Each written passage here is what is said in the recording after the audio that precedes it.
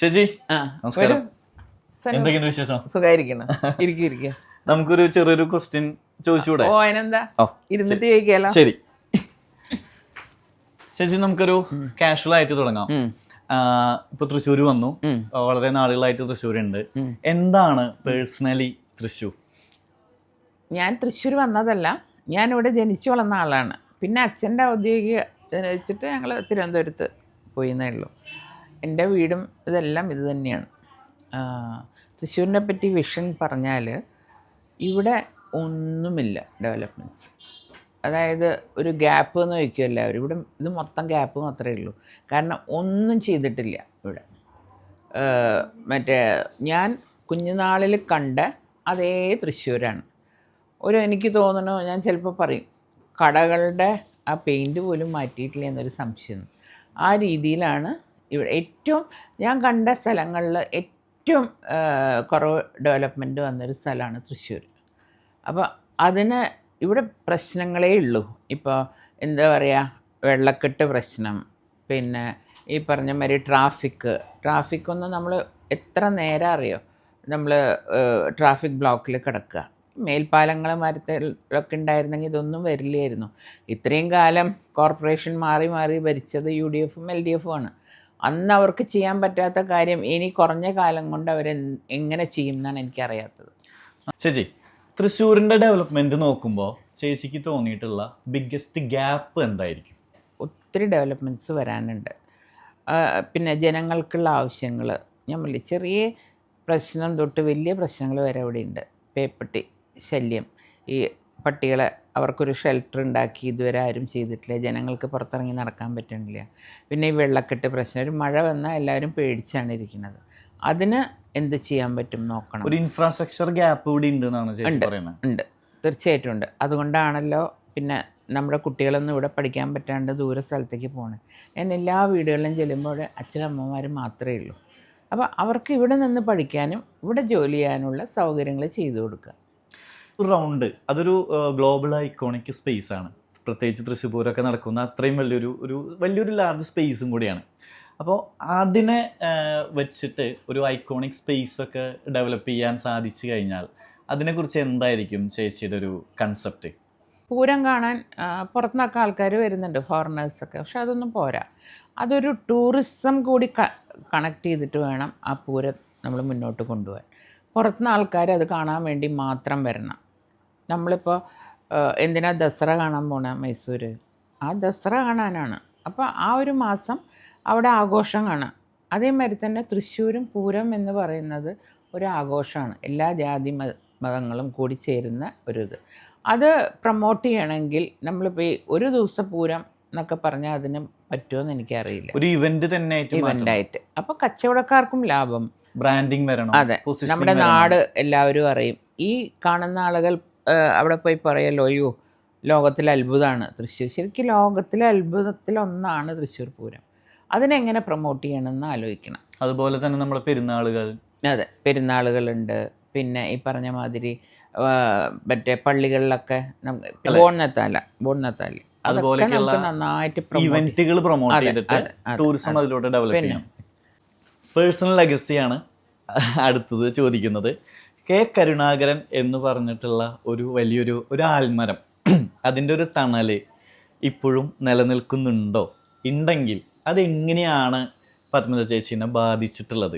എനിക്കറിയാം വളരെയധികം നെഗറ്റീവ്സും പോസിറ്റീവ്സും ഉണ്ട്. നെഗറ്റീവും പോസിറ്റീവും അതൊന്ന് നമുക്കൊന്ന് ഷെയർ ചെയ്യാൻ പറ്റും? അതായത് പോസിറ്റീവ് എന്ന് പറയുന്നത്, നമ്മളെവിടെ ചെല്ലുമ്പോഴും അവർ എന്നോട് പലരും ഇപ്രാവശ്യം പറഞ്ഞാൽ എന്താ പറയുക, ഞങ്ങളുടെ ലീഡറുടെ മകൾക്കൊരു വോട്ട്, എൻ്റെ പേരല്ല, എൻ്റെ പാർട്ടിയല്ല, ഒന്നുമല്ല, ലീഡറുടെ മകൾക്ക്. അതൊരു വലിയ കാര്യം തന്നെയാണ്. കേരളത്തിലെ ഒരു പൊളിറ്റീഷ്യനും കിട്ടാത്തൊരു ഭാഗ്യമാണ് സത്യം പറഞ്ഞു. പക്ഷെ അതേമാതിരി കൂടുതൽ നെഗറ്റീവ് ഞാൻ അനുഭവിച്ചിട്ടുണ്ട്. അച്ഛൻ്റെ പേരിൽ വരുന്ന കേസുകൾ, ഞങ്ങൾക്ക് സ്കൂളിൽ പോകാൻ പറ്റാത്ത കാലങ്ങൾ, പിന്നെ എന്താ പറയണ്ടത്, പലപ്പോഴും ഞാൻ ചിന്തിച്ചിട്ടുണ്ട് സാധാരണ ഒരാളുടെ മകളായിട്ട് ജനിച്ചാൽ മതിയായിരുന്നു. കാരണം ഈ പറയുന്ന സുഖങ്ങളല്ല ഞങ്ങൾ കൂടുതൽ അനുഭവിച്ചിട്ടുള്ളത്, ദുഃഖങ്ങളാണ് അച്ഛൻ്റെ കൂടെ നിന്നിട്ട്. പക്ഷെ അച്ഛൻ്റെ കൂടെ ശക്തിയായിട്ട് ഞങ്ങളുടെ അമ്മയും ഞങ്ങളും നിന്നുകൊണ്ടാണ് അച്ഛന് ഈ ഒരു ഇതിലേക്ക് അച്ഛനെത്താൻ കഴിഞ്ഞത്. അതും ഒരു ഭാഗ്യമാണ് ഞങ്ങൾക്ക് കിട്ടിയത്. പക്ഷേ പേഴ്സണലി ഞാൻ ഒറ്റയ്ക്ക് നോക്കുമ്പോൾ പലരും എന്നെ കൂട്ടത്തിൽ കൂട്ടില്ല. സ്കൂളിലൊക്കെ അയ്യോ വലിയൊരാളുടെ, പക്ഷെ അടുത്ത് കഴിയുമ്പോൾ അവർ അയ്യോ ഇത്ര പാവമായിരുന്നോ എന്ന് ചോദിക്കും. അപ്പം ഞാനായിട്ട് എന്നെ ആൾക്കാർ ഇതുവരെ കണ്ടിട്ടില്ല.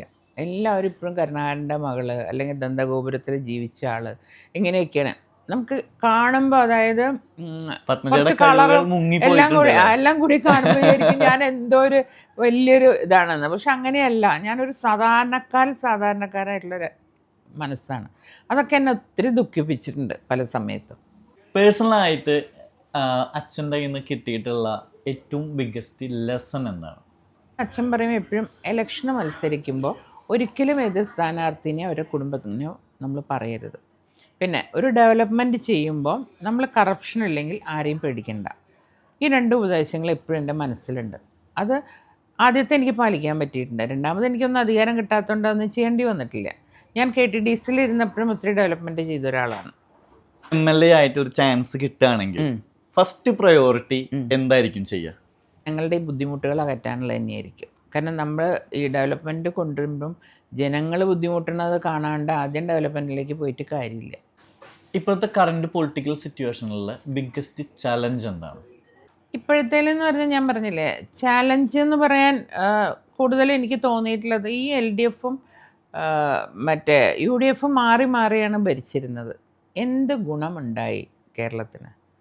BJPനെ ഒരിക്കൽ എല്ലാവർക്കും ഒരു ചാൻസ് കൊടുക്കണം. ഞാൻ എന്താ എല്ലാവരോടും പറയണേ, എനിക്കൊരു ചാൻസ് തരും. ചാൻസ് തന്നാൽ ഞാൻ എന്താണെന്നുള്ളത് നിങ്ങൾക്ക് മനസ്സിലാവും. ചാലഞ്ച് എന്ന് പറഞ്ഞാൽ ഇപ്പം ഞാൻ പറഞ്ഞില്ലേ, പണ്ടത്തെ ഒരു എന്താ പറയുക, തമ്മിലുള്ളൊരു പൊളിറ്റീഷ്യൻസ് തമ്മിലുള്ളൊരു സ്നേഹമോ അല്ലെങ്കിൽ ബന്ധങ്ങളോ ഒന്നുമില്ല. അപ്പം സ്വന്തം കാര്യം സ്വന്തം ഗ്രൂപ്പ്, അതാണ് ഞാൻ ആ പാർട്ടിയിൽ നിന്ന് തന്നെ പോരാൻ കാരണം. അത് ഇപ്പോൾ BJPയിലധികം ഞാൻ അവർ ചെയ്യില്ല.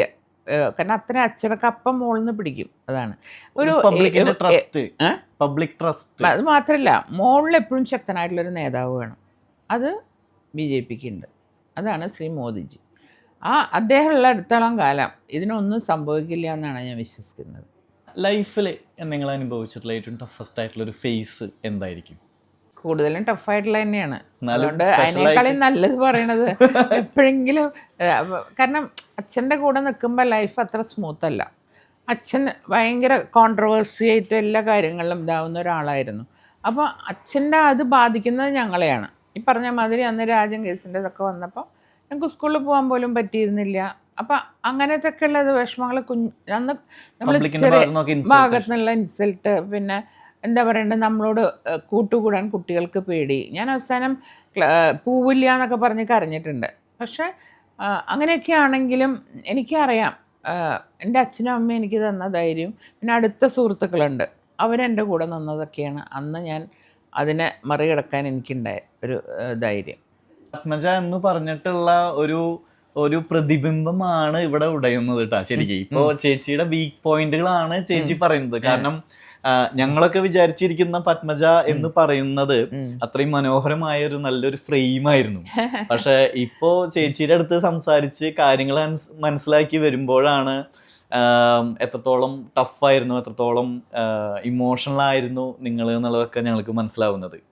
ശരി, ഇത്രത്തോളം വിഷമങ്ങൾ അനുഭവിച്ചു വന്ന ഒരു സ്ത്രീ എന്നുള്ള നിലയിൽ കേരളത്തിൽ വേണ്ട, ഞാൻ ചോദിക്കുന്നത് തൃശ്ശൂരിലത്തെ നിങ്ങളുടെ നിയോജക മണ്ഡലത്തിലത്തെ സ്ത്രീജനങ്ങളോട് എന്താണ് പറയാനുള്ളത്? ഞാൻ എപ്പോഴും സ്ത്രീ സുരക്ഷയിൽ ഏറ്റവും ഇത് കൊടുക്കുന്നതാണ്. പ്രത്യേകിച്ച് സ്ത്രീകളോട് ഞാൻ ബഹുമാനവും, പ്രായമായിട്ടുള്ളവരോട് ബഹുമാനവും, അല്ലാത്തവരെ കൂടെ നിർത്തി കൊണ്ടുപോകാൻ ആഗ്രഹിക്കുന്ന ഒരാളാണ് ഞാൻ. പിന്നെ ഒരു സ്ത്രീ ആകുമ്പം അവർക്ക് എപ്പോഴും വന്ന് എൻ്റെ അടുത്ത് പരാതി പറയാം. ഏത് പാതിരാത്രിയിലും എൻ്റെ അടുത്ത് വരാം. പറ്റുന്നതാണെങ്കിൽ ഞാൻ ചെയ്തു കൊടുക്കും, പറ്റാത്തതാണെങ്കിൽ ഞാൻ ആദ്യമേ പറയും. എല്ലാവർക്കും വിളിച്ചാൽ കിട്ടുന്ന ഒരു ഫോൺ നമ്പർ ഉണ്ട്, അതിപ്പോഴും ഉണ്ട്. അത് ഞാൻ തന്നെ എടുക്കുക. ഞാൻ തന്നെ നേരിട്ട് എടുക്കുക. അത് വുമൻസിന് കൊടുക്കുന്ന ഒരു കറേജ് കൂടിയാണ്. അതെ. പുതിയ തലമുറ നിങ്ങളെ എന്തുകൊണ്ട് വിശ്വസിക്കണം? അവർക്ക് അവരുടേതായിട്ടുള്ളൊരു വിഷൻ ഉണ്ട് ചെറുപ്പക്കാർക്ക്. അത് ഇപ്പം ഞാൻ പറഞ്ഞുതരാം. ചെറിയൊരു ഉദാഹരണം. ഇവിടുത്തെ IT സെക്ഷൻ എന്തുകൊണ്ടാണ് കൊച്ചിയിലേക്കൊക്കെ മാറിപ്പോണത്? ഇവിടെ അവർക്ക് ലൈഫില്ല. ഇവിടെ തൃശ്ശൂരത്തെ ഏറ്റവും വലിയ പ്രശ്നം വൈകുന്നേരം 7 മണി കഴിഞ്ഞാൽ ഇരുട്ടാണ്. ഇവിടെ ഒന്ന് എൻജോയ് ചെയ്യാനോ അല്ലെങ്കിൽ ഫാമിലിയുടെ കൂടെ പുറത്തു പോകാനോ അങ്ങനെയുള്ള സ്ഥലങ്ങളൊന്നും ഇവിടെ ഇല്ല. പിന്നെ എങ്ങനെ കുട്ടികൾ ഇവിടെ നിൽക്കും? വൈബില്ല. ഇല്ല. അവർ പറയുന്നൊരു കാര്യം, ഞങ്ങൾക്ക് ബാംഗ്ലൂർ കൊണ്ടുപോക്കോ, മാക്സിമം കേരളത്തിലാണെന്ന് വെച്ചാൽ കൊച്ചി വരെ, തൃശ്ശൂരൊന്നും ആരും വരില്ല. അപ്പോൾ അതൊക്കെ മാറ്റിയെടുത്ത് തൃശ്ശൂരും എന്താ പറയേണ്ടത്, നമുക്ക് കൊച്ചിയിലെ മാതിരി ഈവനിങ് പോയിരിക്കാനും, ചിലപ്പം കൊച്ചിയിലത്തെ രീതിയായിരിക്കില്ല ഇവിടെ കുറച്ചും കൂടി ട്രഡീഷണൽ ആയിട്ടുള്ള രീതിയാണ്. ആ രീതിയിൽ നമുക്ക് ടൂറിസം വളർത്താമല്ലോ. ഇപ്പോൾ ഞാൻ ചിലപ്പോൾ പറയും, നമ്മളൊരു ഫുഡ് ഹബ്ബ് ഉണ്ടാക്കി കഴിഞ്ഞാൽ പല സ്ഥലത്തു നിന്നുള്ള ആൾക്കാർ ഫുഡ് ഇതുണ്ടാക്കൂടെ. ഇവിടെ ഒന്നും വേണ്ട, നമ്മുടെ സ്വന്തം അപ്പക്കട ഉണ്ടല്ലോ, പിന്നെ ഇത്രയും നല്ല അപ്പം അവിടെ നിന്ന് കിട്ടും. അവരെ എനിക്ക് പ്രൊമോട്ട് ചെയ്യണമെന്ന് ഭയങ്കര ആഗ്രഹമാണ്. ആ അമ്മച്ചിമാരൊക്കെ എന്ത് ഭംഗിയായിട്ടും എന്ത് സ്വാദില ഉണ്ടാക്കുക. അപ്പോൾ അവിടെ ഇരുന്ന് കഴിക്കാനുള്ള നെക്സ്റ്റ് ജനറേഷന് വേണ്ട ഒരു വൈബ് എന്തായാലും ഉണ്ടാക്കണം.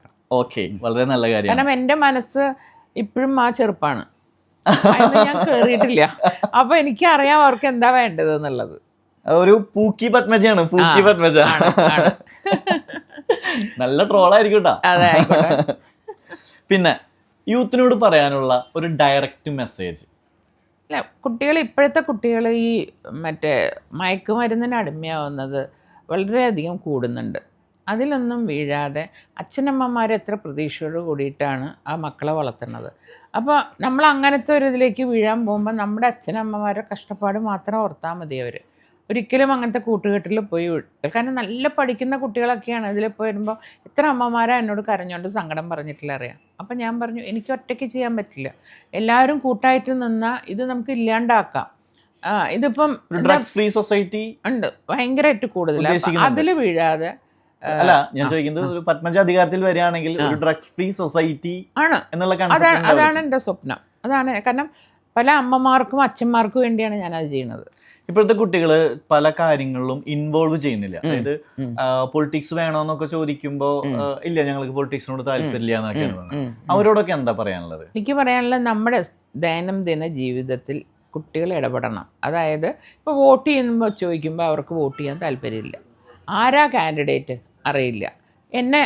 എനിക്ക് പിന്നെയും ഇപ്പം കുട്ടികൾക്ക് എന്നെ അറിയാൻ തോന്നുന്നുണ്ട്, എന്താ കാരണം എന്ന് എനിക്ക് മനസ്സിലായില്ല. പക്ഷെ പൊതുവെ ആരാ മുഖ്യമന്ത്രി അതുവരെ പറയാത്ത പെൺകുട്ടികളുണ്ടെന്ന്. അപ്പോൾ അവർ നമ്മുടെ ജീവിതത്തിൽ അല്ലെങ്കിൽ ദിവസം നടക്കുന്ന കാര്യങ്ങൾ അവർ ഇൻവോൾവ് അല്ല.